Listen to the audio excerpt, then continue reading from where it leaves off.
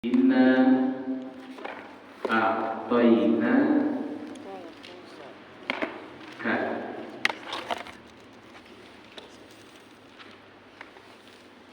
Al-Kautsar.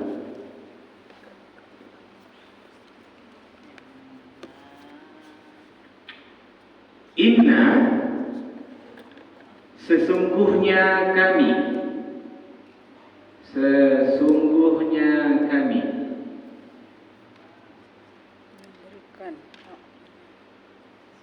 Apa beda ini Bunda dengan ini?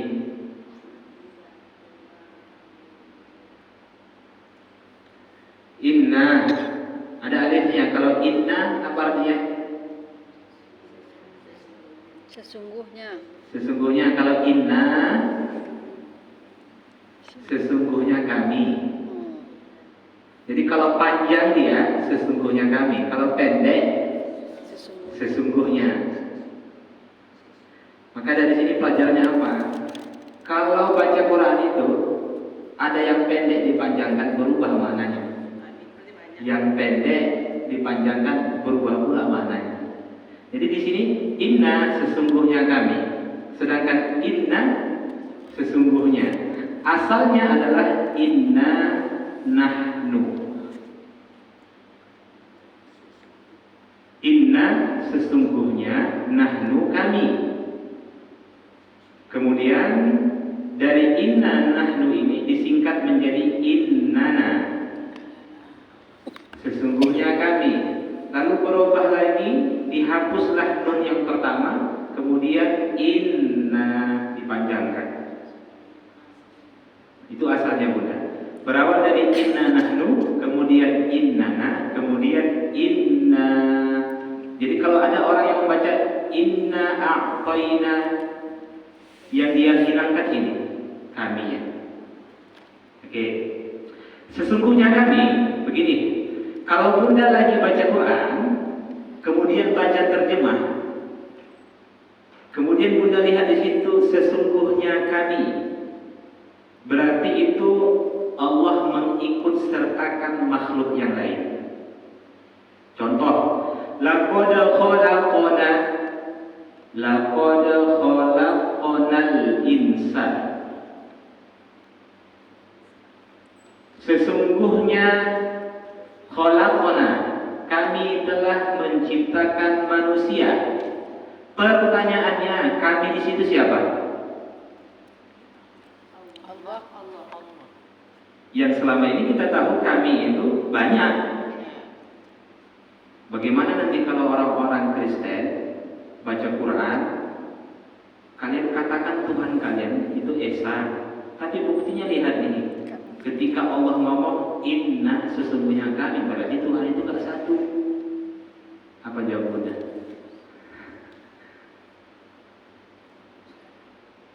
Kami telah menciptakan manusia, berarti apa itu? Allah bersama siapa? Nah gini Bunda, kalau ada kata kami di dalam Al-Quran itu menunjukkan litta'zim. Dalam bahasa Arab disebut dengan litta'zim. Litta'zim itu maksudnya apa? Untuk mengagungkan. Untuk mengagungkan siapa? Mengagungkan dirinya dan makhluk yang lain. Yang lain. Dirinya di sini adalah Allah sendiri, sedangkan makhluknya yang lain bisa malaikat, bisa pula manusia. Contoh, sesungguhnya kami telah menciptakan manusia. Yang menciptakan manusia siapa? Allah. Adakah ikut serta makhluk yang lain dalam penciptaan manusia? Ada. Bunda lah.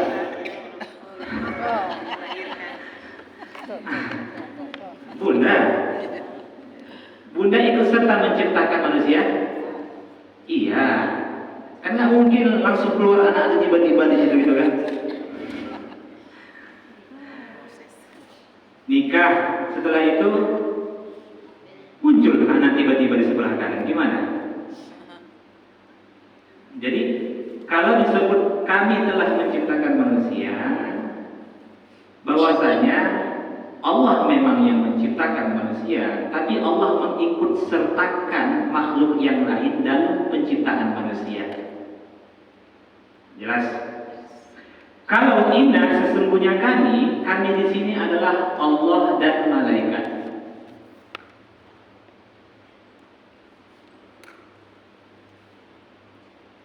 Berarti Allah ingin mengagungkan dirinya dan juga ingin mengagungkan malaikat. Ini sebenarnya di dalam bahasa kita sudah sering kita pakai. Contoh sambutan Pak RT.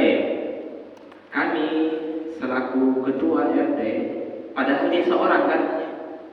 Tujuannya apa tuh? Nah, kalau Bunda paham, Bunda baca dalam bahasa, kalau kata kami itu untuk mengagungkan dirinya. Jadi kami ini, Bunda, rahimanillah wa iyyakum ajmain, dulu padahal saya sendiri, tapi saya gunakan kata kami. Itu juga yang dipakai dalam Al-Quran. Jadi sesungguhnya kami Allah dan malaikat di sini. Kemudian kita lanjutkan. A'tainaka telah memberikan ka ditujukan mu telah memberikan kepadamu. Mu di sini adalah ditujukan kepada Rasulullah SAW. Sesungguhnya kami telah memberikan kepadamu Al-Kautsar. Al-Kautsar itu terambil dari kata kasrah.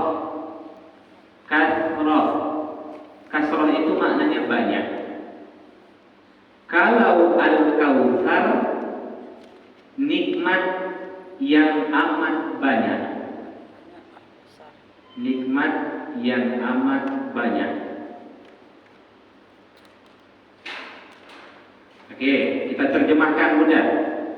Sesungguhnya kami telah memberikan kepadamu atau telah menganugerahkan kepadamu, wahai Muhammad, Al-Kautsar, nikmat yang amat banyak atau nikmat yang begitu banyak. Nikmat apa yang telah Nabi terima dari Allah Subhanahu wa taala? Secara umum dibagi kepada dua. Satu, hissiyun. Hissiyun. Yang kedua, ma'nawiyun.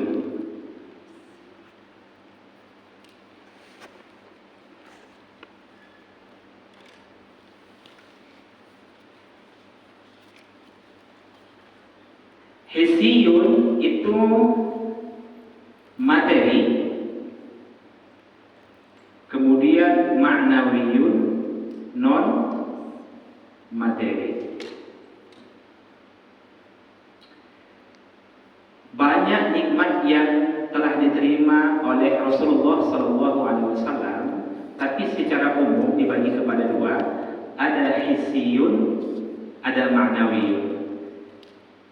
Apa nikmat materi di sini? Coba Bunda buka, sama-sama kita buka surah Ad-Duha. Buka surah Ad-Duha.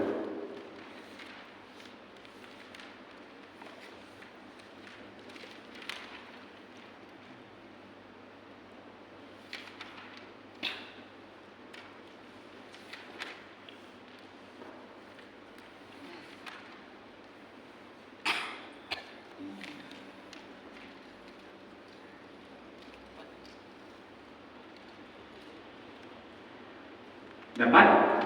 Coba Bunda buka surah Ad-Duha ayat ke-6.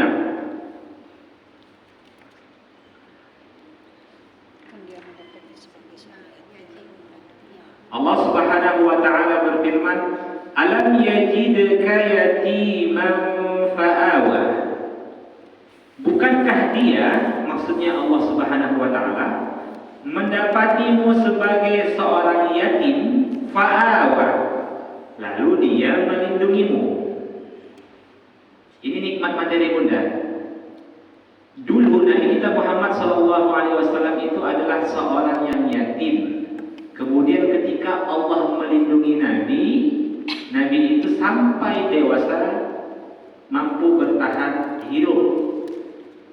walaupun tanpa seorang ayah dan ibu. Itu kan nikmat materi. Bagaimana cara Allah melindungi Nabi ketika Rasulullah Shallallahu Alaihi Wasallam ditinggal wafat oleh ayahnya, maka Allah jadikan ibunya sebagai perantara untuk melindungi Nabi. Ketika Nabi wafat, kemudian Allah jadikan pamannya Abu Thalib sebagai perantara untuk melindungi Nabi. Kemudian setelah itu istrinya, sebelumnya itu adalah Abdul Muthalib kakeknya. Ketika Nabi Shallallahu Alaihi Wasallam diusir dari kampung halamannya di Mekah, yang melindungi Nabi itu adalah penduduk Ansar yang ada di Madinah. Begitulah cara Allah melindungi Rasulullah Shallallahu Alaihi Wasallam. Kemudian lihat ayat ketujuhnya, wa wajadaka dhallan fahada, dan dia mendapatimu sebagai seorang yang bingung, lalu dia memberikan petunjuk. Nabi kita Shallallahu Alaihi Wasallam dulu muda tak tahu bagaimana siapa sih pencipta alam semesta ini. Nabi nggak tahu. Hati Nabi itu bertentangan dengan keyakinan-keyakinan yang selama ini dilakukan oleh musyrikin Mekah. Setiap Nabi keluar rumah, yang ada Nabi melihat orang-orang Mekah itu menyembah patung. Itu bertentangan dengan hati Nabi. Tapi Nabi nggak tahu siapa sebenarnya pencipta alam semesta ini. Siapa namanya? Setelah di umur 40 tahun Nabi dilantik menjadi seorang rasul, barulah tahu Nabi bahwasanya yang menciptakan alam semesta ini ialah Allah Subhanahu wa Ta'ala. Jadi Nabi itu dulu nggak tahu benar siapa itu Tuhan, bagaimana cara menyembah Tuhan. Allah berikan hidayah sehingga Nabi itu hidup dalam kebenaran. Nah, ini yang dimaksud dengan nikmat materi. Apalagi nikmat materi yang lainnya? Dada Nabi dibelah. Itu kan nikmat bukan? Dada Nabi dibelah itu nikmat. Saya tanya, dada Nabi dibelah nikmat? Iya. Bersihkan. Dada Nabi itu dibelah sebanyak 3 kali. Di umur 4 tahun, di umur 10 tahun, di umur 10 tahun kemudian sebelum ketika peristiwa Isra dan Mi'raj.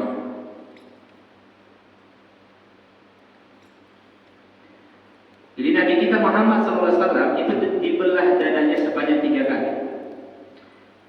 Umur 4 tahun itu di bawah pengasuhan Halimatun Sa'diyah. Kemudian 10 tahun itu di Mekah. Kemudian saat peristiwa Isra dan Mi'raj, dada Nabi dibelah oleh malaikat Jibril, kemudian diambil jantungnya, setelah itu dicuci dengan air Zam-Zam, lalu dimasukkan keimanan dan hikmah, kemudian Jibril kembalikan ke tempat semula. Tujuannya untuk apa?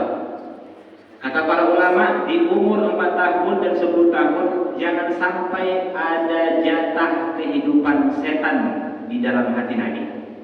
Sedangkan ketika peristiwa Isra dan Mi'raj, dada Nabi itu dibelah supaya Nabi itu layak bertemu dengan Allah Subhanahu wa Ta'ala ketika Mi'raj. Pelajaran bagi kita apa? Emang apa Ustaz untungnya bagi kita ketika kita sudah mengetahui dada Nabi dibelah di umur 4 tahun, 10 tahun Isra dan Mi'raj, sehingga ketika dada Nabi itu dibelah, kata Nabi, sejak dadaku dibelah, aku semakin sayang kepada anak-anak dan kepada orang tua. Terus apa keuntungan bagi kita? Apa keuntungan bagi kita pada? Ketika dada Nabi dibelah, Allah turunkan surah Al-Insyirah setelah At-Tuhan. Alam nashrah laka sadrak. Bukankah kami telah melapangkan dadamu, wahai Muhammad? Bagaimana cara Allah melapangkan dada Nabi? Ya ini dibelahnya dada Rasulullah SAW. Ketika dada Nabi dibelah kemudian dicuci hatinya, maka Nabi mudah menjalankan syariat Islam.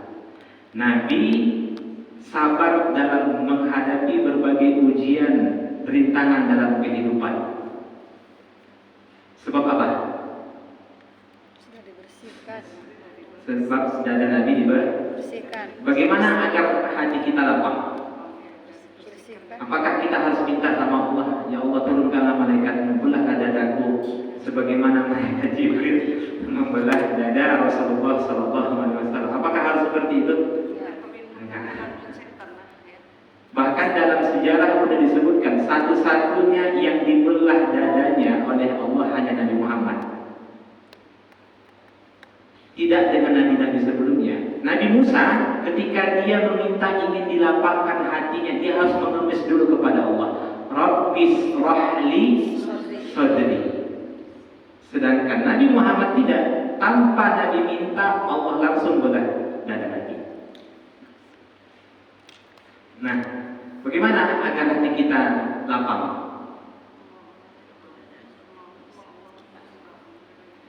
Saya tanya nih Bunda, jalan-jalan ke mall dengan baca Quran 1 juz mana yang paling susah? Baca Quran 1 juz. Kenapa? Kenapa? Dada sempit. Kalau dada lapang, baca Quran yang paling mudah daripada ke mall. Saat mendapatkan masalah dalam hidup, emosi, gelisah, gundah gulana, iya. Kenapa? Dada sempit.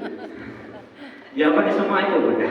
Kalau dada lapang, dia akan mudah dalam menjalani ujian. Dia akan mudah dalam menghadapi ujian-ujian atau takdir yang menyakitkan. Dia akan mudah menjalankan syariat Islam. Dia akan mudah untuk sholat malam. Dia akan mudah untuk baca Quran. Semua kebaikan-kebaikan itu akan mudah dia lakukan jika hatinya lapang. Tapi kalau hati sempit, manjat gunung bisa, sholat subuh 2 rakaat tak bisa. Nah, kalau hati sempit, nonton drakor sampai 400 episode bisa. Baca Al-Quran 1 halaman. Nah, maka jawabnya itu karena dada sempit. Kenapa dada sempit?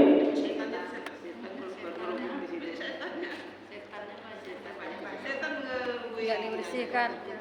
Oh, memang banyak nanti pahala setan deh. Sedikit-sedikit setan yang disalahkan. Jadi salah lagi. Dada kita ini sempit Bunda. Satu, sebab dosa. Orang yang berdosa akan susah menjalankan syariat Islam.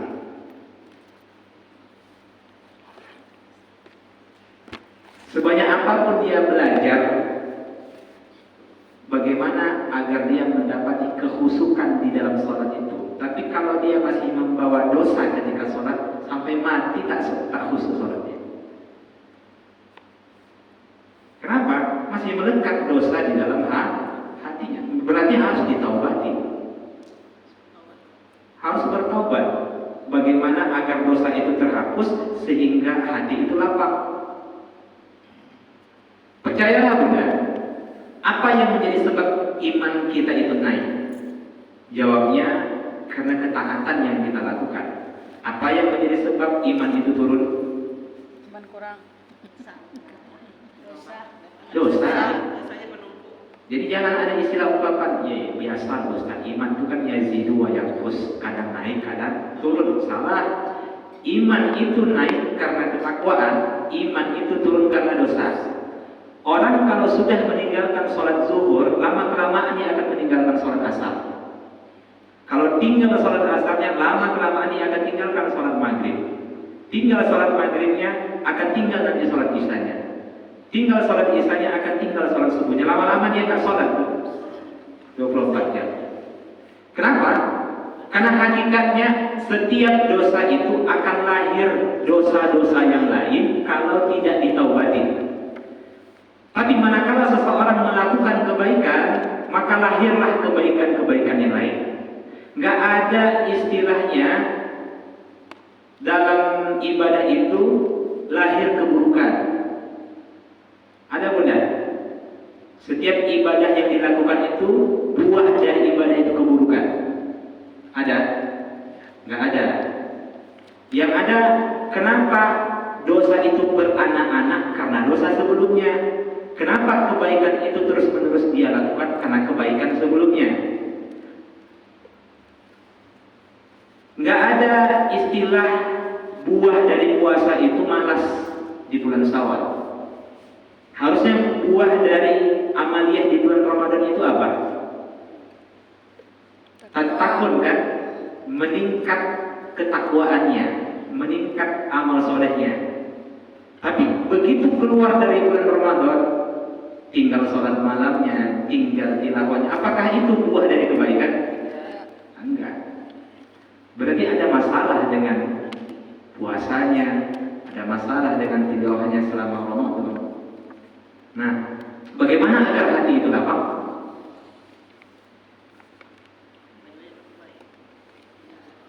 Bunda sebenarnya sudah hafal, Bu. Kiat-kiat agar hati lapang. 1. Obat hati ada 5 perkaranya. Yang pertama, baca Quran dan maknanya.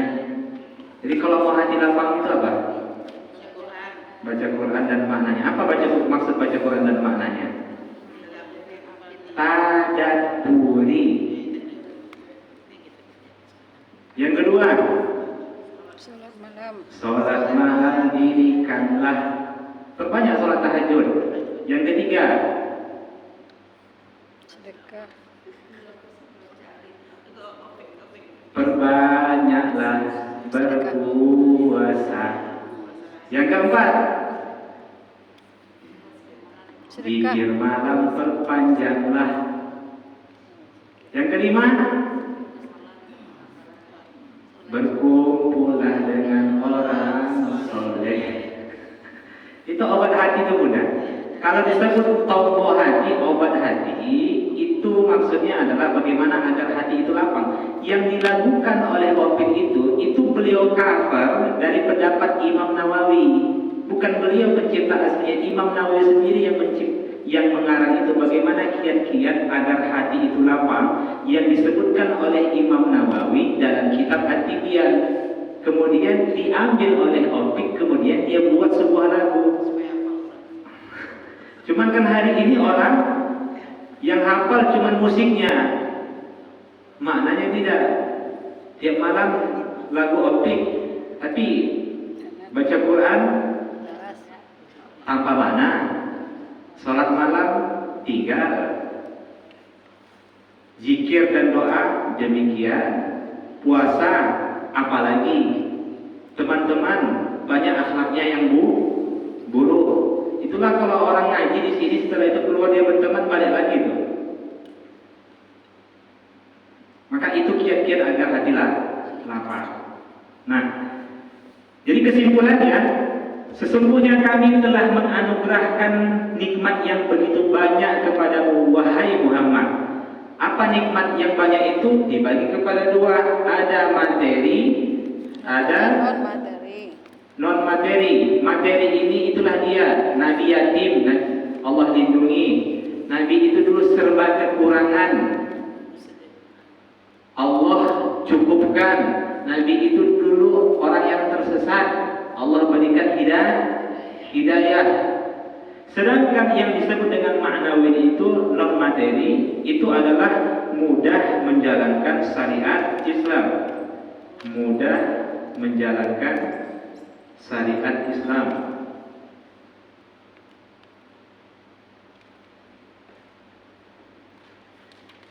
Bunda kalau mengucapkan alhamdulillah itu nikmat. Mana lebih daripada rumah 3 lantai. Allah kasih rumah 3 lantai, kemudian Allah beri taufik untuk mengucapkan kalimat alhamdulillah. Mana yang lebih besar nikmatnya? Serius? Inilah alhamdulillah. Bunda lah kalau Masih banyak. saya kasih hanya Bunda pilihan, nggak ada pilihan yang kedua. Bunda siapa namanya? Bunda Neneng. Bunda Neneng mana pilih? Pilih saya kasih alhamdulillah atau saya kasih rumah 3 lantai?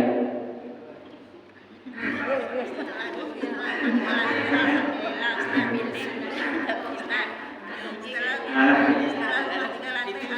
jawaban jujur udah jawab jujur.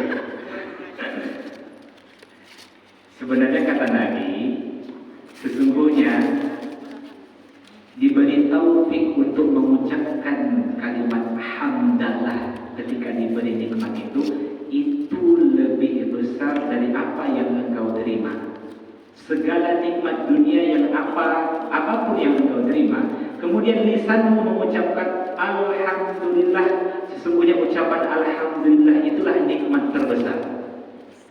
Karena betapa banyak orang yang diberi nikmat tak mampu lisannya mengucapkan alhamdulillah.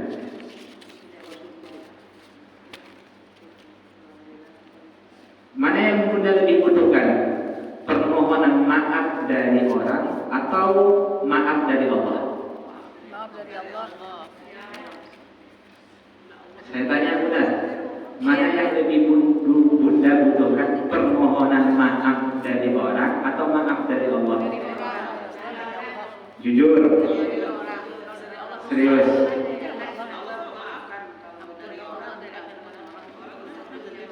Ada orang buat kesalahan sama kita. Oke. Setelah itu kita membutuhkan permohonan maafnya. Memang kawannya udah buat zolim, buat kesalahan, tak ada sedikit pun minta maafnya. Oke, mana yang tadi kita butuhkan? Maaf dari Allah atau permohonan maaf dari orang itu? Maaf dari Allah. Dari Allah. Ini jawaban jujur. Kata Allah, siapa yang memaafkan orang lain, maka Allah memberikan maaf. Ternyata tidak. Dia lebih butuh permohonan maaf dari orang. Padahal Allah janjikan, siapa saja yang memberikan permohonan maaf, mohon maaf, siapa saja yang memaafkan kesalahan orang lain, Allah hapuskan dosa-dosanya. Allah berikan maaf kepada dirinya. Tapi faktanya apa? Dia lebih membutuhkan permohonan maaf orang lain daripada ampunan dari Allah Subhanahu wa Ta'ala. Kan ini salah.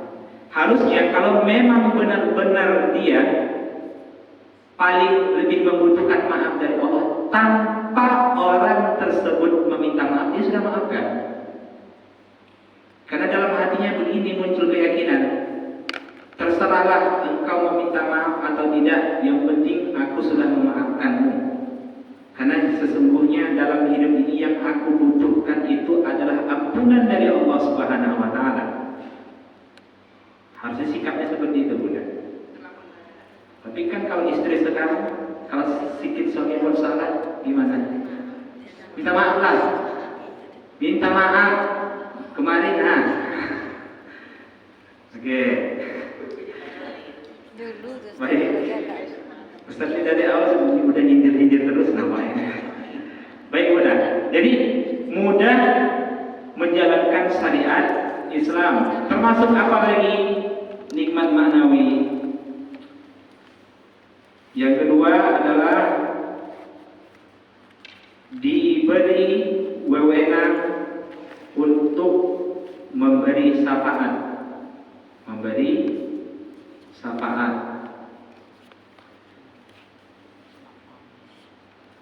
Nabi kita Muhammad SAW kelak di hari kiamat itu diberikan wewenang oleh Allah untuk memberikan syafaat. Tidak hanya itu Bunda. Yang ketiga, dijanjikan telaga Al-Kautsar. Kemudian yang keempat dijanjikan surga Firdaus. Ini secara singkat ya Bunda. Surga Firdaus. Kedudukan Nabi, derajat Nabi nanti, surga Nabi itu surga Firdaus. Tapi tahu nggak Bunda apa yang paling membuat Nabi senang itu, puas itu? Di antara semua ini, pada akhirnya semua umat yang mengikutinya masuk surga. Itulah yang paling membuat hati Nabi itu senang.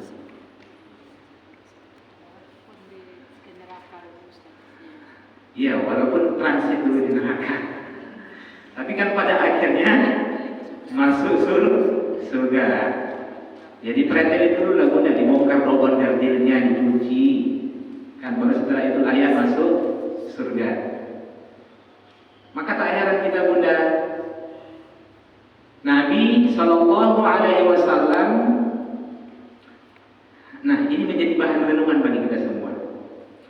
Al-Quran itu diturunkan melalui perantara malaikat yang termulia. Siapa dia? Jibril. Setelah itu Nabi SAW menerima wahyu itu sampai dipeluk oleh Jibril sebanyak 3 kali, hingga akhirnya Nabi itu menggigil dan demam. Kemudian Nabi SAW itu sampai berdarah-darah, bagaimana agar Al-Quran itu sampai ke tengah-tengah umat. Setelah itu apa? Nabi SAW meninggalkan kenyamanan hidupnya hanya bagaimana agar Al-Quran itu sampai ke tengah-tengah umat. Kemudian dilanjutkan oleh sahabat-sahabat rela meninggalkan kampung halaman mereka hanya bagaimana Al-Quran itu sampai ke tengah-tengah umat. Setelah itu apa? Banyak para ulama-ulama terdahulu yang meredam nafsunya, memilih untuk tidak menikah supaya Al-Quran itu mudah dipahami oleh umat saat ini. Tapi ketika Al-Quran itu sampai saat ini bagaimana? Hanya sebagai pajangan. Kemudian setelah itu mahar nikah. Walhamdulillah. Begitulah rasa terima kasih umat saat ini kepada Rasulullah SAW. Mereka hanya sibuk membaca tanpa mentadabburi. Jadi masalah umat saat ini bukan kurangnya membaca, tapi kurangnya mentadabburi Al-Quran. Sehingga banyak orang yang mendapatkan masalah dalam hidupnya, padahal orang itu adalah orang yang senantiasa baca Quran. Kenapa? Dia tidak mendapatkan petunjuk dari apa yang dia baca. Padahal semua solusi dalam kehidupan ini semuanya Allah cantumkan di dalam Al-Quran. Ini penting menjadi bahan renungan kita. Jadi jangan sampai cuek lagi ke depan ya. Setiap udah baca Al-Quran, berusahalah untuk membaca terjemahnya minimal. Kalau tak paham, maka tanyakan kepada orang-orang yang paham. Kalau tak ada tempat bertanya, datang kemari, hadiri majelis tadabbur Al-Quran. Baik, ini kalau kita tidak pelajari, kalau Bunda tidak pelajari, kira-kira tahu nggak Bunda ini? Enggak. Dengan belajar Bunda baru paham apa makna Al-Kautsar ini. Jelas ya? Nah, termasuk di sini adalah apa tadi? Dianugerahkan telaga Al-Kautsar. Kata para ulama, Al-Kautsar ini bukan hanya nikmat yang begitu banyak, tapi Al-Kautsar ini juga adalah salah satu nama telaga yang ada di padang mahsyar. Telaga itu bahasa Arabnya adalah haudun.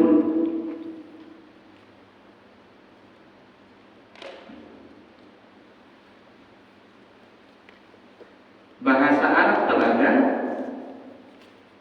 haudun. Kalau sungai, bahasa Arabnya nahrun. Nah, gini Bunda, di surga ada sungai. Sungai itu disebut dengan Sungai Al-Kautsar.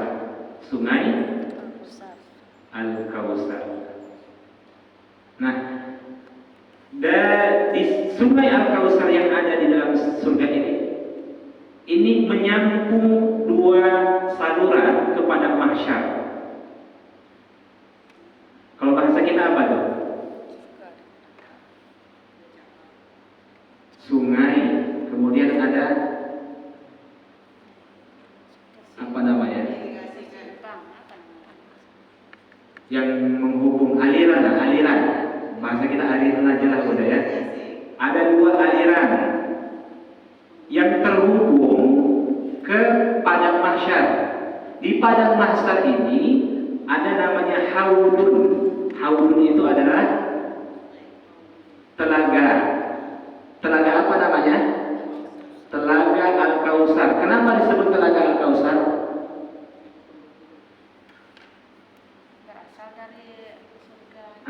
Berasal dari sungai Al-Kautsar yang ada di dalam surga, maka disebutlah telaga. Jadi sebenarnya telaga Al-Kautsar itu adalah air yang bersumber dari surga. Nanti kan di padang mahsyar itu 1 mil di atas kepala, khamsina alfasanah, dalam waktu yang sangat lama. Dalam surah As-Sajdah dikatakan 5.000 tahun. 5.000 tahun. Ada yang bermandikan keringat melalui proses-proses mahsyar yang begitu panjang. Kehausan tidak diberikan minum di telaga Al-Kautsar lah.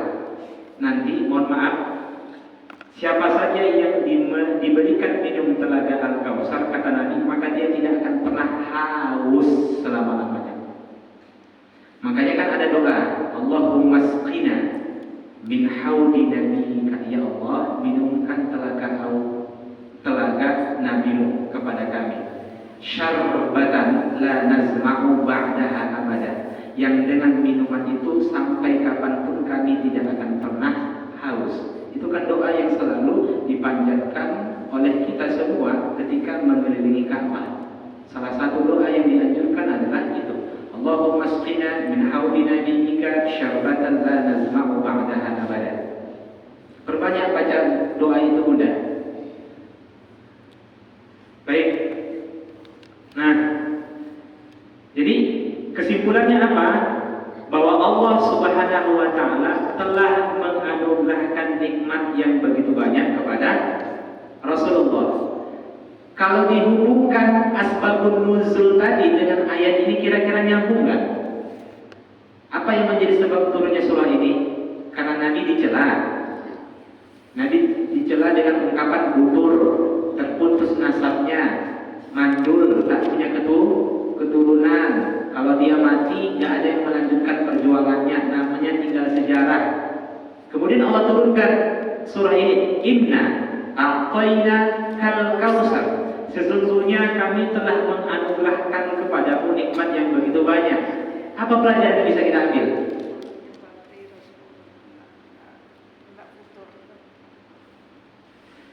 Kalau kita dapat masalah dalam hidup ini mudah, coba yang kita ingat itu nikmat yang banyak itu. Jangan yang diingat itu masalah yang satu itu.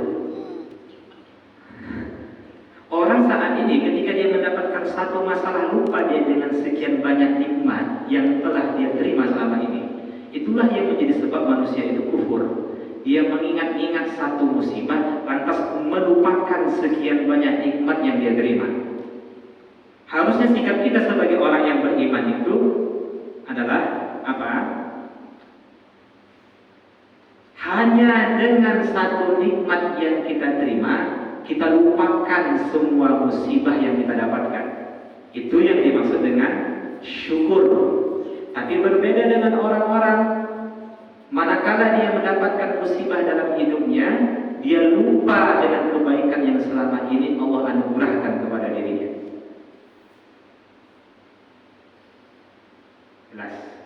Itu yang disebut di dalam surah Al-Adiyat dengan sifat Al-Kanud. Al-Kanud itu apa? Apa bunyinya mudah? Hafal surah Al-Adiyat.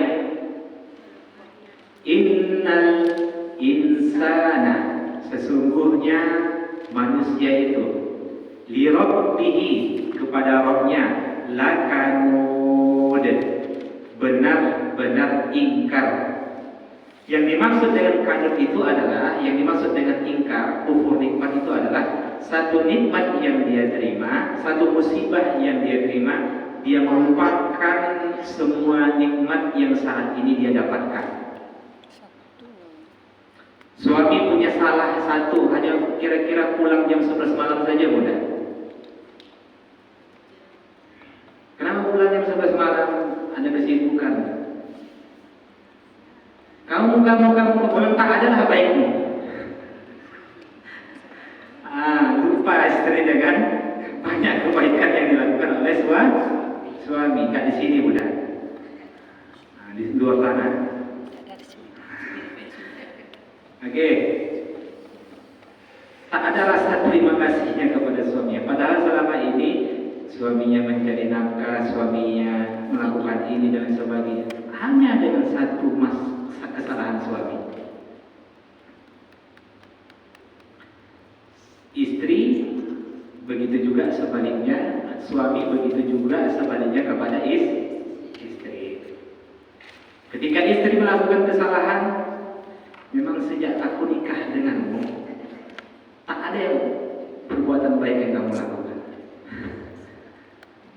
Anak begitu kepada orang tua juga begitu kepada anak.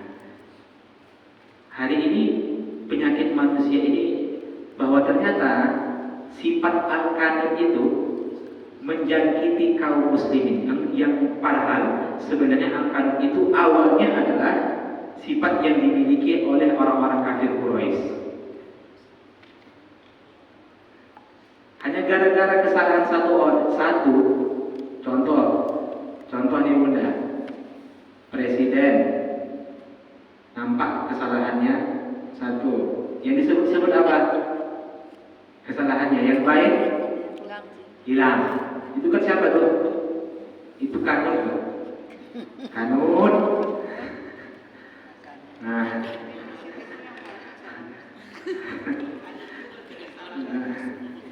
jelas ya. Baik. Ya Allah, kenapa hanya aku saja mendapatkan musibah dalam hidup ini? Tak pernah rasanya kebaikan-kebaikan yang terus engkau kenapa gak yang kebaikan saja yang engkau timpakan, yang engkau berikan kepada hamba? Kenapa musibah ini harus hamba terima? Padahal dia tak sadar selama ini bahwa banyak kebaikan yang dia terima. Apa nikmat itu bunda yang bunda terima?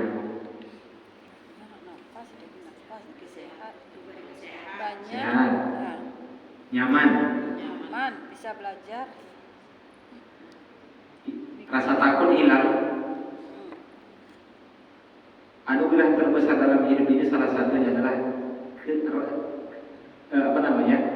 hilangnya rasa lapar dan munculnya keamanan. Itu kan yang disebutkan Allah dalam surah Quraisy.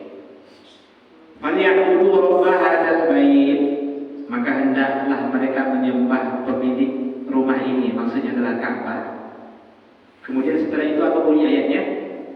Alladzi at'amahu min ju' wa amanahu min khauf. Sadarkah kita selama ini bahwasanya nyaman dan kenyang itu nikmat?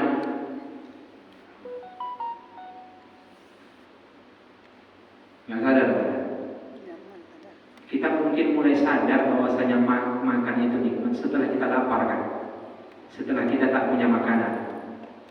Atau saat ini keamanan yang ada di dalam negeri ini belum kita anggap nikmat. Tapi bagaimana kalau Allah uji negara kita yang seperti di Palestina, baru kita menghargai nikmatnya keamanan itu. Jelas ya?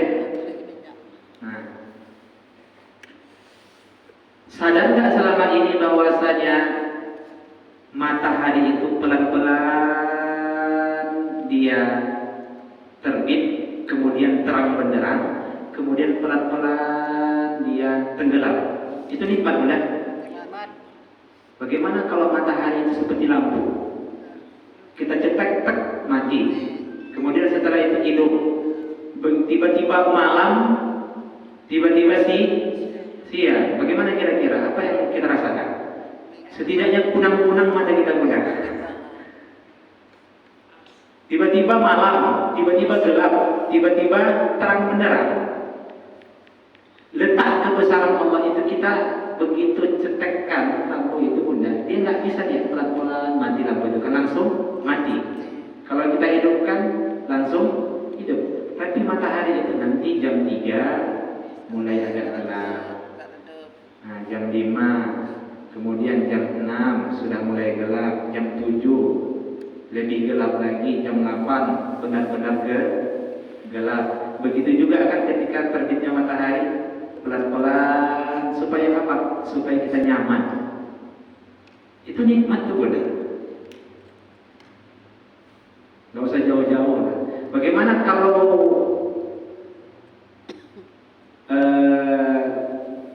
yang ada di bumi ini hanya gelap saja? Apa dampaknya? Bisa melakukan aktivitas.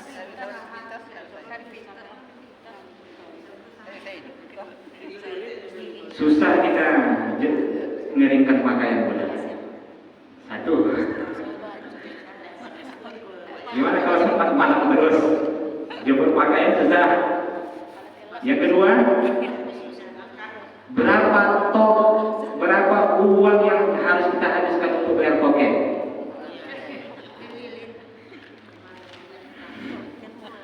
Cobalah ke sana dulu berpikir.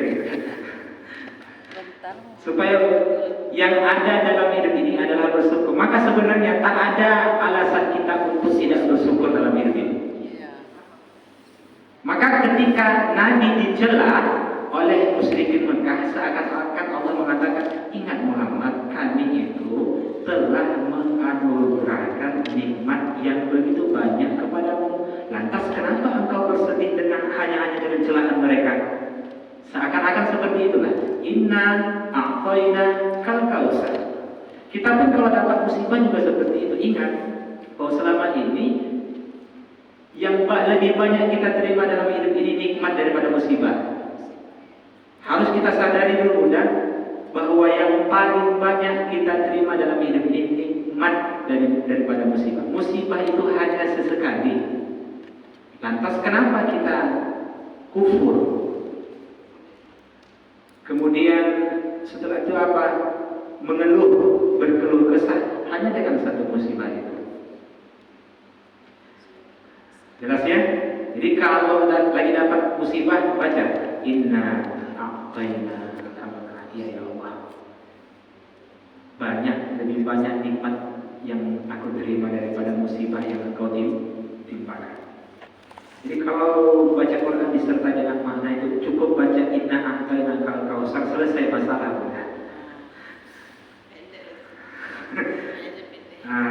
Cukup dengan Inna a'tayna kal kausar. Baik, kita lanjutkan.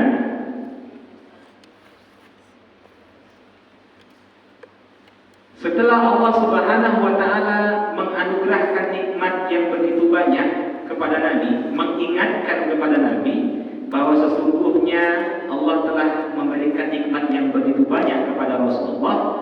Kemudian Allah berfirman, fasalli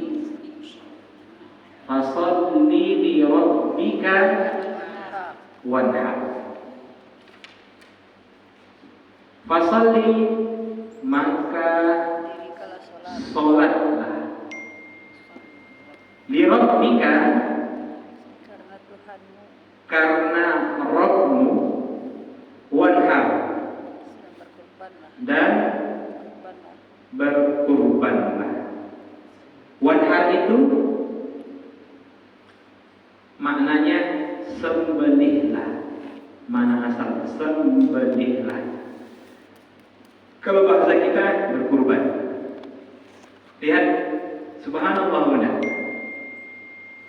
Fasalli li rabbika wanhar. Salatlah Yang bisa kita ambil dulu pelajaran pertama, lihat ayatnya dengan baik-baik. Sholat dan berkurban untuk siapa?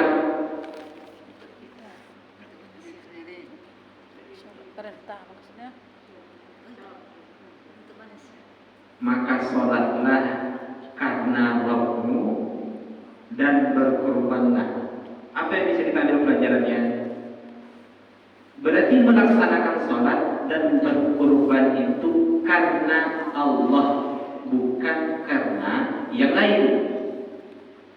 Di dalam ayat ini berarti kita diperintahkan agar sholat dan berkurban itu dilandasi dengan keikhlasan.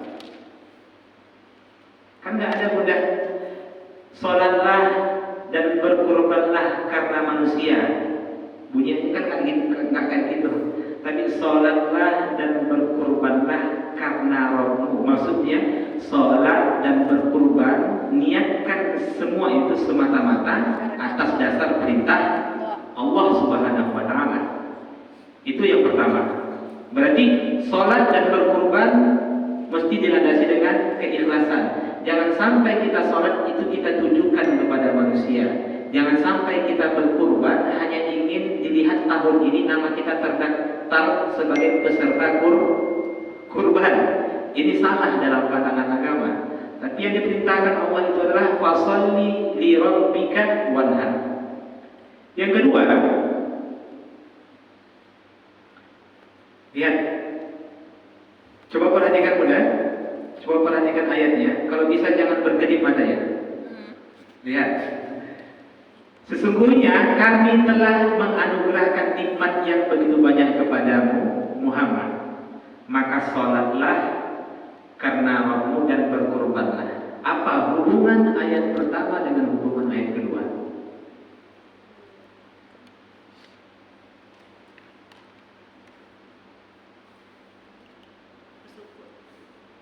Bersyukur. Bersyukurnya bagaimana? Menjalankan perintah. Rasa syukur. Bagaimana cara rasa syukurnya? Oke, dalam konteks ini apa yang mesti kita lakukan? Melaksanakan perintah. Nah, begini. Benar, yang apa yang sudah sampaikan. Sesungguhnya kami telah memberikan nikmat yang begitu banyak kepadamu, wahai Muhammad, maka sikapmu, paham ya? Maka sikapmu yang mesti kau lakukan sebagai bentuk rasa syukurmu kepada Allah Subhanahu wa Ta'ala, lakukan, laksanakan sholat dan berkurban. Maknanya bukti syukur yang terbaik itu adalah kalau kita ingin dikatakan hamba yang bersyukur, maka yang mesti kita lakukan dalam hidup ini adalah memperhatikan sholat kita, kemudian berkurban. Maksud berkurban di sini kata para ulama bukan hanya berkurban di Idul Adha saja, tapi yang dimaksud dengan berkurban di sini adalah mengeluarkan harta. Berarti apa tuh? Sholat dan sedekah. Ini sholat, yang ini sedekah. Jika ingin dikatakan hamba yang bersyukur itu, maka wujud dari syukur itu, ini dia mudah. Sholatnya akan semakin banyak, sedekahnya juga demikian. Saya tanya nih kepada Bunda, apakah nikmat yang kita terima saat ini sudah bertambah? Sudah. Dulu ngontrak, sekarang? Dulu handphone 1, sekarang? Yang penting udah upgrade lah. Dulu mungkin di bawah 1 jutaan, sekarang di atas 1 jutaan. Dulu kendaraan tidak ada, sekarang ada. Mohon maaf, dulu tidak punya keturunan, sekarang punya. Dulu gak punya pasangan, sekarang punya. Dulu istri 1, sekarang Istri satu. Dulu istri satu, sekarang istrinya 3. Kan nikmat terus bertambah kan? Ini cerita yang lain nggak bisa. Oke, sekarang pertanyaannya.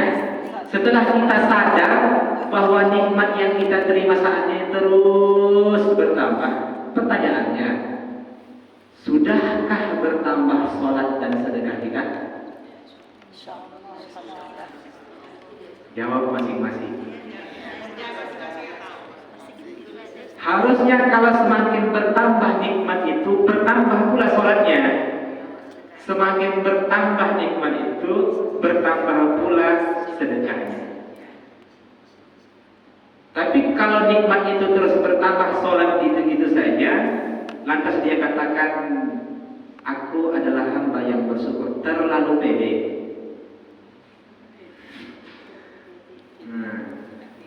Sejak dulu sampai saat ini, sholatnya hanya sebatas 5 waktu saja. Padahal nikmat itu terus bertambah. Sejak dulu sedekahnya nggak keluar dari 100.000 ke bawah. Padahal nikmat itu terus bertambah. Padahal setiap sholat dia selalu membaca Inna a'tainakal kautsar fasholli li rabbika wanhar. Oke. Terima kasih Bu Ustaz. Mau cepat selesai. Mudah. Inna mudah-mudahan dia baca surah Al-Kautsar. Tapi saat itu dia meninggalkan apa yang Allah perintahkan. Ada masalah. Itu yang kedua. Berarti jika kita telah dianugerahkan nikmat yang begitu banyak, maka sikap kita sebagai seorang hamba adalah perbanyak bersyukur. Wujud syukur yang terbaik itu ingat saja bukan 2. Sholat, sedekah.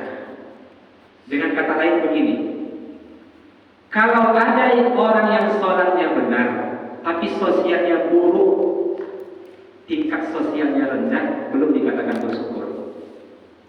Karena yang dimaksud dengan wal hadis ini, makna lainnya adalah tingkat sosialnya tinggi. Orang yang bersedekah itu menunjukkan tingkat sosialnya tinggi. Orang yang tidak bersedekah itu menunjukkan tingkat sosialnya rendah.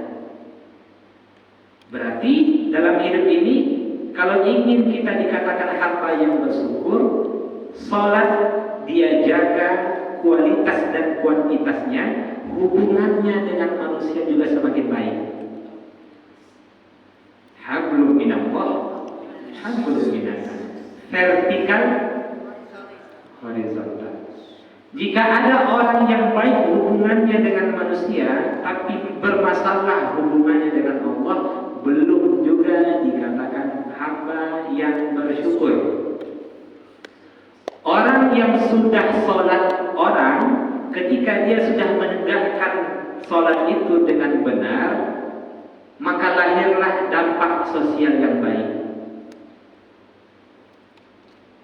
Kenapa dampak sosialnya buruk? Maka jawabnya ada masalah dengan sholatnya. Dalam hidupnya itu saja pun, maka tak pernah dilepaskan aqimus sholat wa atuz zakah. Itu nggak bisa dipisahkan pun. Zikir terus menerus, sholat iya, sholat sunnah dia jaga, tapi dampak sosialnya kepada masyarakat buruk, cuek saja. Ada masalah dengan sholat. Jelas. Oke, ini yang kedua. Pelajaran yang ketiga, seakan-akan kata para ulama mengatakan, kalau engkau dicela Muhammad, kalau engkau dihina, kalau engkau disakiti, maka sikapmu bukan membalas keburukan mereka, tapi perbanyaklah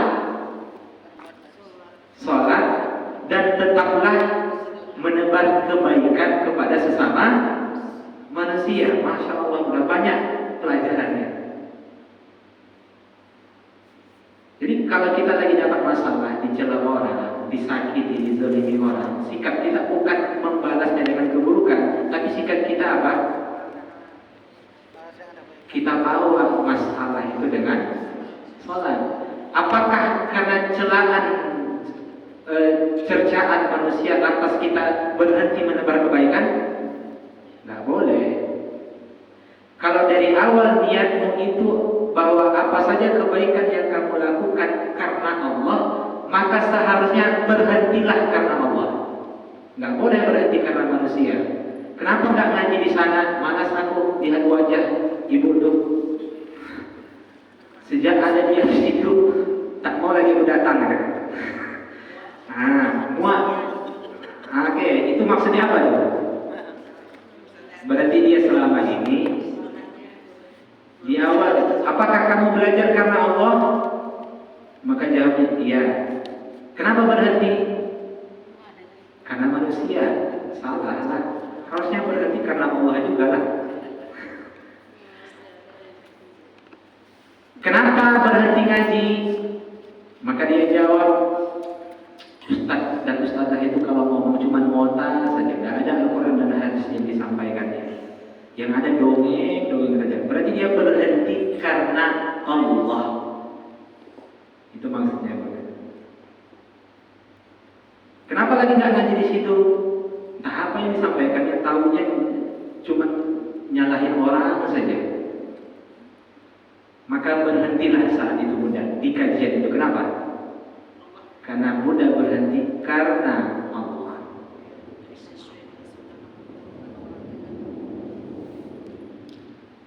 Halo. Baik. Itu juga sering kita baca Bunda dalam surah Al-Alaq.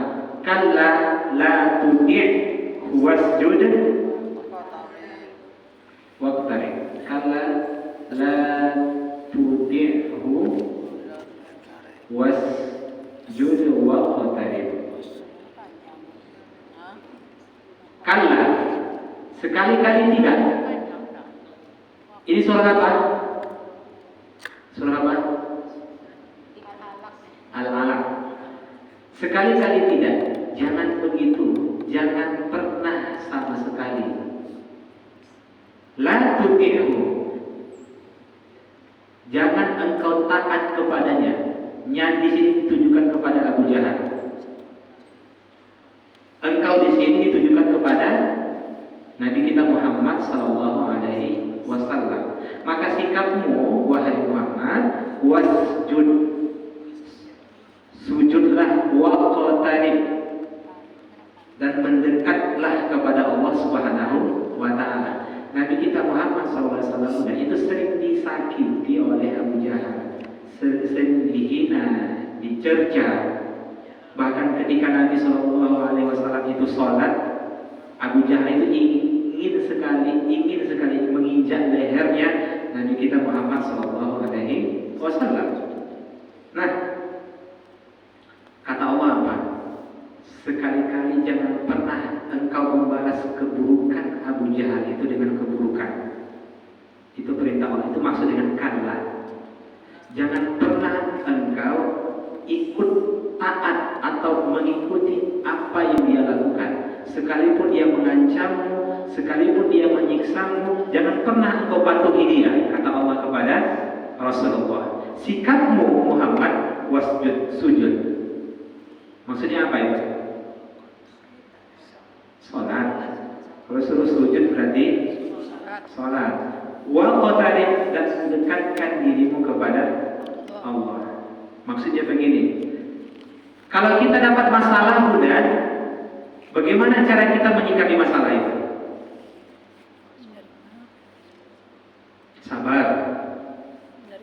Dengan sabar itu dulu. Kalau kita dapat masalah dalam hidup ini, sikap kita apa? Terima dulu. Sabar. Dapat masalah. Setelah itu sikapi dengan sabar. Bagaimana agar kita mendapatkan kesabaran?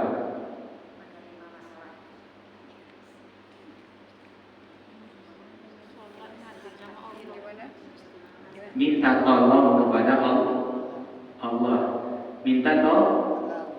Minta tolong. Bagaimana cara terbaik kita minta tolong kepada Allah? Salat. Ya.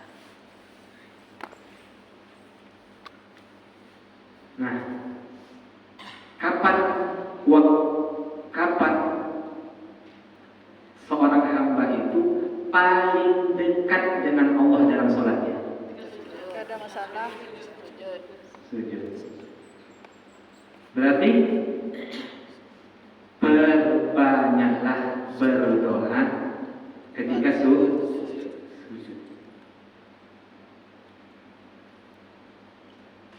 Jadi setiap permasalahan dalam hidup ini adukan kepada Allah.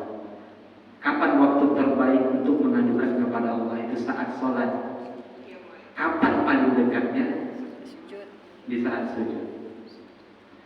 Di saat engkau mengatakan bahwasanya ini adalah mahkota terbaik, perhiasan terbaik, kemudian engkau tempelkan ke lantai, kemudian engkau sadari engkau itu hina, tiada daya dan upaya, saat itu engkau memohon pertolongan kepada Allah.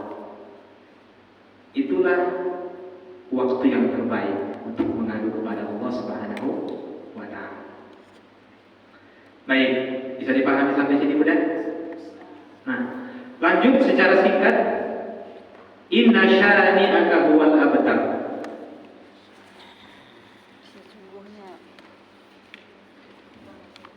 Masih ingat tiga pelajaran yang bisa kita ambil dari ayat kedua? Masih ingat? Sholat, korban. Pertama, sholat dan berkorban dilandasi dengan Keikhlasan. Yang kedua, wujud syukur terbaik itu dengan Menegakkan sholat. sholat dan bersedekah. Yang ketiga, kalau dicerca, kalau dihina, sikap kita Sabar. berbanyak sholat dan tetaplah menebar kebaikan. Ada tiga pelajaran yang bisa kita ambil dari ayat kedua surah Al-Kautsar. Kemudian inna syani'aka huwal abtar. Inna syani'aka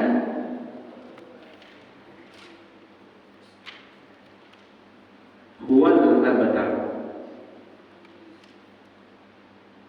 Ayat terakhir. Sesungguhnya syani'aka, orang yang membencimu, orang-orang yang membencimu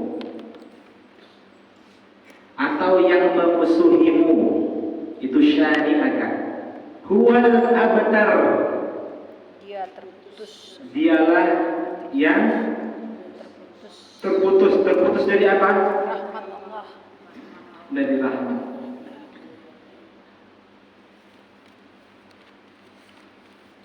Ya, ketika orang-orang kafir Quraisy itu mencela Nabi, Muhammad itu terputus dari kebaikan, terputus nasabnya, mati dia, tak ada yang melanjutkan perjuangan, capek-capek dia berdakwah, nanti ketika mati nggak ada yang melanjutkan perjuangannya. Berbeda halnya dengan kita punya keturunan. Kalau kita mati, masih ada yang melanjutkan perjuangan kita. Kata Allah, sesungguhnya yang membencimu wahai Muhammad, yang memusuhimu, dialah yang terputus. Terbukti Bunda? Terbukti. Apa buktinya? Nabi kita Muhammad SAW walaupun tidak punya keturunan laki-laki, tapi ajaran yang dia perjuangkan, dakwah yang dia sampaikan terus berlanjut sampai saat ini. Tapi semua yang membenci Rasulullah pada saat itu, kita lihat bagaimana kehidupan mereka. Yang kita kenal apa? Hanya nama buruk. Orang yang punya keturunan, kalau dia tak dekat dengan Allah, jangan sampai bukan masalah punya keturunan atau tidaknya Bunda, tapi masalah yang mana yang ikut perintah Allah dan mana pula yang tidak ikut perintah Allah. Masalahnya di situ dalam hidup ini. Jadi jangan sampai, Ustaz, mohon maaf, bagaimana kalau saya tak punya keturunan? Kira-kira kan kata Nabi, idza mata ibnu Adam inqata'a amaluhu illa min salas. Salah satunya adalah doa anak yang soleh. Saya tak punya anak. Ngapain khawatir, Bunda? Kalau dia adalah orang yang senantiasa semasa hidupnya itu beriman dan beramal soleh, belum tentu orang yang punya keturunan itu bisa memberikan syafaat kepada orang tuanya. Karena syafaat itu hak mutlak di tangan Allah. Kalau Allah katakan nggak usah kasih orang tua, kasih yang lain syafaat itu, bisa. Hak Allah, Bunda. Jelas ya? Maka kita lihat kata pepatah, gajah mati meninggalkan gading, harimau mati terbalik itu. Harimau mati meninggalkan belang. Gajah harimau mati meninggalkan belang. Gajah mati, manusia mati. Nama apa yang meninggalkan? Nama baik atau nama buruk? Tergantung. Dua, buruk dan buruk. Ya. Subhanallah. Inilah maksud dari inna syani'aka huwal abtar. Ketika Allah sudah memvonis siapa saja yang membencimu, yang memusuhi pribadimu, dialah yang terputus dari rahmat Allah. Memang betul. Sejahat-jahatnya orang di dunia ini nggak ada yang mau membuat nama anaknya Abu Jahal. Sejahat-jahatnya manusia, tak ada yang mau menyebut nama anaknya Abu Jahal. Atau sekaya-kayanya manusia, sejauh-jauhnya dari Allah, nggak ada yang mau membuat nama anaknya Fir'aun.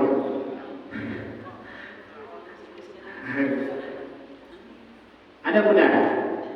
Pernah dengar nama orang di KTP Fir'aun gitu?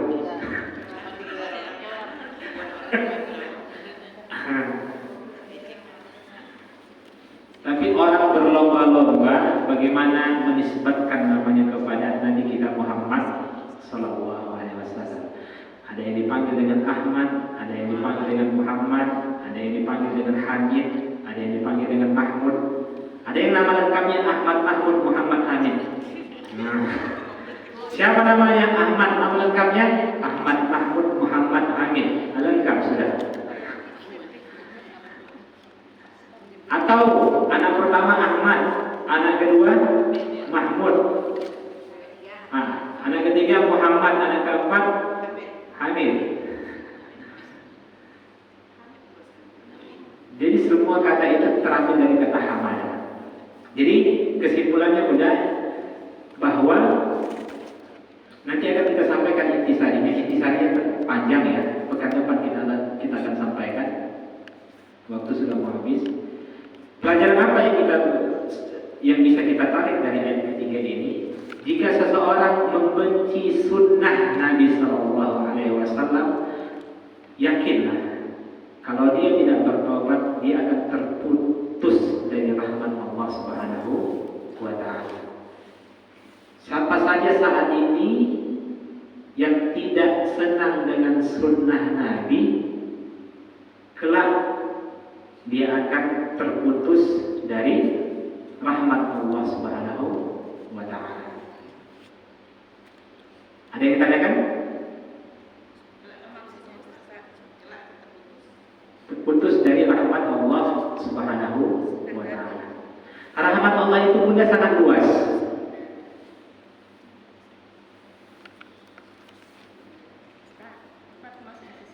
Salah satu contohnya, saya tanya, orang yang mati mendadak itu rahmat atau murka? Tergantung keadaannya. Tergantung Keadaan orangnya. kalau orang jalan di jalan tiba-tiba celaka itu yang tidak biasa baik-baik saja itu bukan rahmat.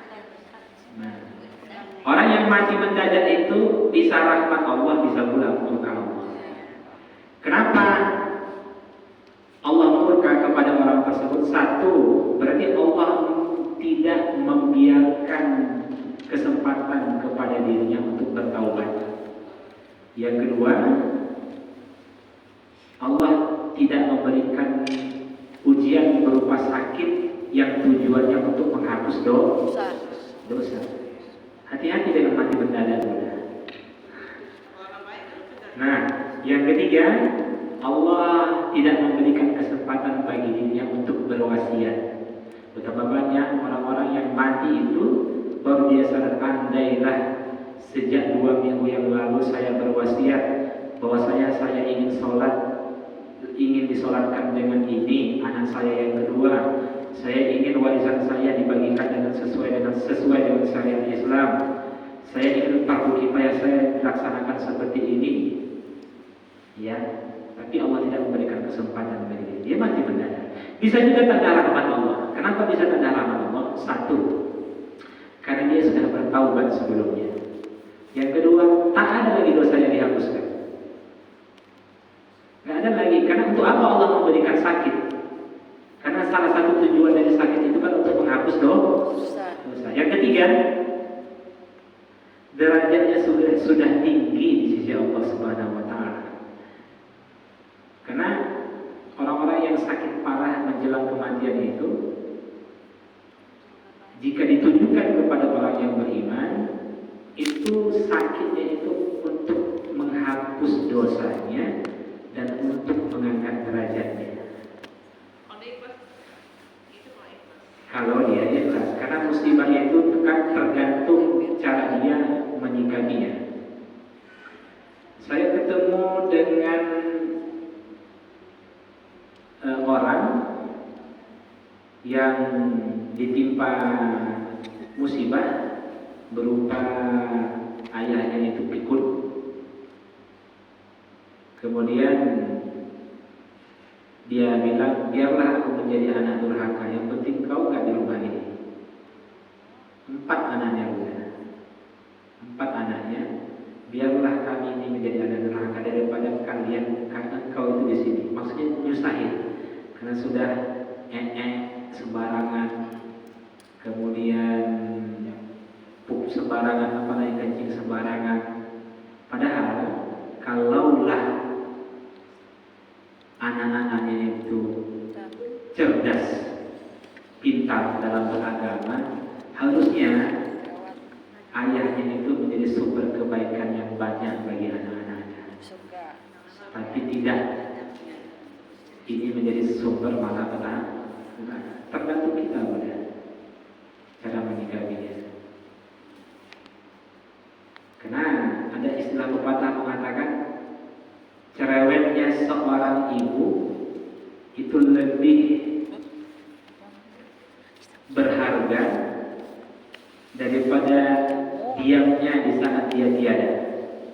Betul tuh? Betul bukan?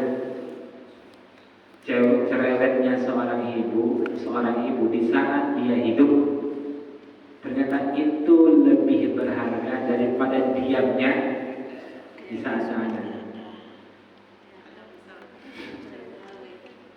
Dulu cerewetkanlah mama ini, nyuruh sholat, nyuruh ngaji, nyuruh ini. Setelah emaknya mati,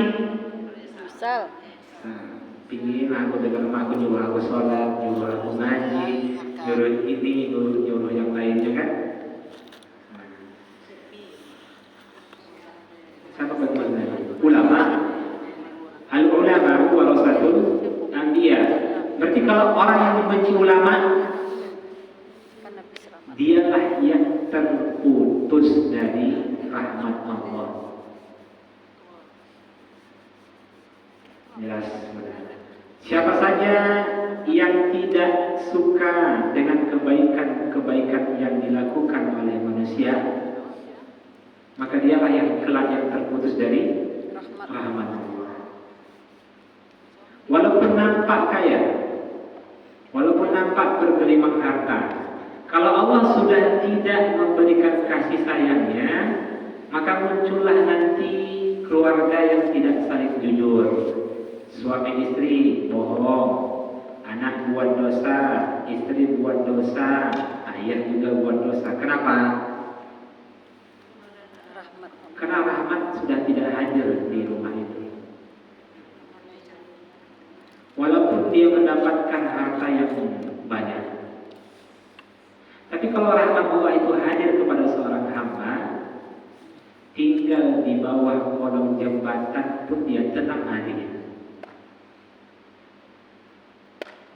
Apa buktinya? Kata bapaknya, saat ini udah yang dia berjuang untuk membangun rumah sangat besar sekali rumah itu, tapi fakta yang kita lihat sering dia tinggalkan rumah itu. Dia bosan di rumah itu, dia ingin keluar terus dari rumah itu. Padahal dia selama ini bercita-cita, kalau aku punya rumah yang mewah, aku nyaman di dalamnya, aku bisa tinggal. Ternyata tidak, faktanya tidak. Dia ingin keluar terus-menerus dari rumah itu. Kenapa? Rahmat. Karena rumah itu sudah tidak dirahmati Allah.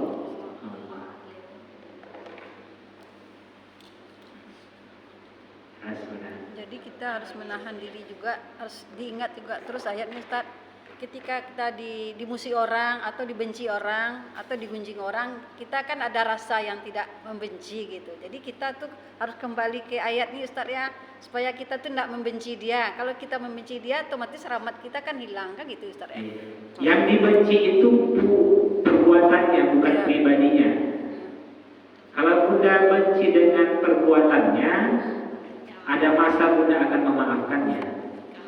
Tapi kalau Bunda benci dari pribadinya, satu kesalahan yang dia lakukan, sampai kapan pun Bunda tak akan mau lihat wajahnya. Itu beda tuh. Yang kau benci itu pribadinya, Perbuatannya. atau perbuatannya. Kenapa orang gak begitu, satu kesalahan yang dia lakukan gak mau lagi dia bertemu?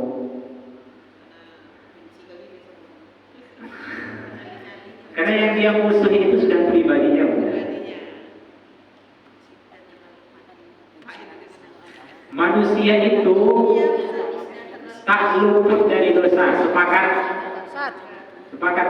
Tapi jangan sampai seseorang melakukan perbuatan dosa berlindung dari sifat ini. Buat dosa terus dia ngomong, wajarlah Ustaz, namanya kan manusia tak luput dari dosa. Kalau kenapa melakukan dosa? Namanya manusia. Dia nggak boleh ngomong seperti itu sebelum dia melakukan beberapa perkara. Satu, apakah dia sudah belajar dengan sungguh-sungguh? Karena dosa itu bisa ada karena kejahilan dia. Banyak orang yang melakukan dosa karena dia tidak tahu, ya kan? Satu. Yang kedua, apakah dia sudah menjauhkan dirinya dari lingkungan yang buruk, dari teman yang buruk? Yang ketiga, apakah dia sudah meminta pertolongan kepada Allah agar diberikan keistiqomahan di dalam ketaatan? Yang keempat, apakah dia sudah memohon perlindungan kepada Allah agar dijauhkan dari bisikan-bisikan setan? Nah, setelah 4 poin ini dia lakukan, lantas dia terjerumus dalam perbuatan dosa, barulah dia katakan, itulah memang manusia terjerumus dalam perbuatan dosa. Sebelum melakukan 4 poin itu, jangan terlalu pede, biasalah.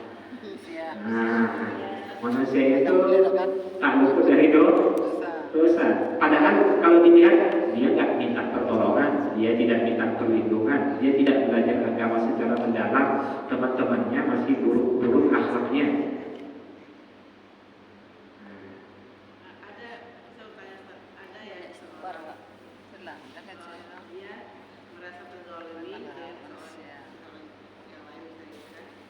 Dalam hidup ini kita harus mendapatkan kebaikan-kebaikan saja.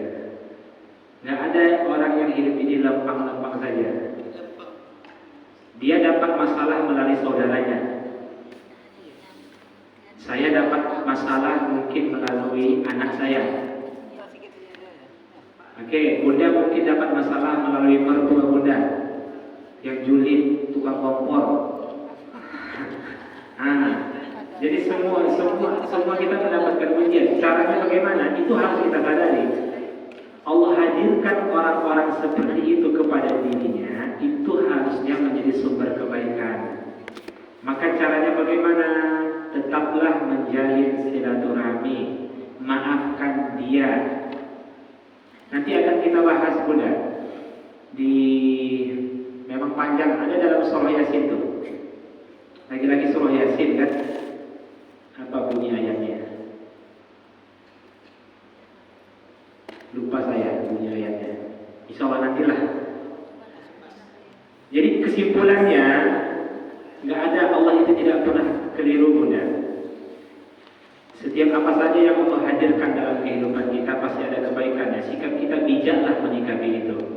Jangan sampai gara-gara ujian-ujian yang ditimpakan kepada kita, malah kita sikapi dengan buruk. Yang ada buahnya bukan kebaikan, tapi buahnya adalah keburukan. Intinya itu. Nah,